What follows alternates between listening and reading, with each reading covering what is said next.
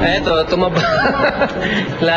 Gaya ng lahat ng bakasyon, masarap, pero parang bitin. Nevertheless, enjoy pa rin. Ogie and Regine are back from the romantic holiday in Australia. Pero sa pagbabalik Pilipinas ng kapuso power couple, ilang nakakagulat na issue agad ang sumalubong sa kanila.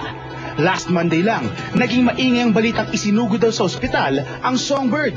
Dahilan para maantala ang taping ng Darna where Regine is supposed to shoot a scene. Showbiz Central got a text from Regine's sister Kakay confirming the said news. Na ano na naman yung migraine niya eh. Lagi na lang niyang kinocomplain yan. So siguro, sa biglang sabak ng trabaho, ganon, medyo nabigla. But she's fine now. Medyo nahilo-hilo lang siya. One day lang. Overnight lang. Next day, okay na siya.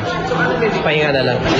Dahil din sa pagkaka-ospital na ito ni Regine, speculations came out na baka naman nagdadalang tao na ang Songbird. Bagay na sinagot din mismo ni Ogie. Ako ang buntis. Dahil na ba ako?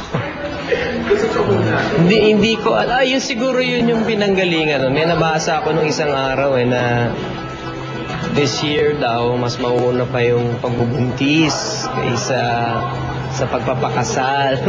Siguro dun lang nanggaling yun. It's a wonderful thought, but hindi pa. So, hayaan nyo pagka totoo na.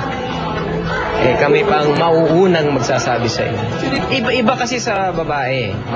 Iba ang dating sa babae, di ba?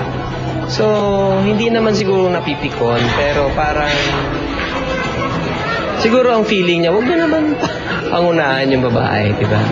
Sa ngayon, tila naka-recover naman daw si Regine from her migraine. Pero plano pa rin daw nitong magpahinga ng konti despite her busy schedule. Hindi ako sure kung ilang linggo siya magpapahinga, but I think tama rin yung ginawa niya. Diba? Para naman pagbalik niya, ano na siya, 100% ulit siya.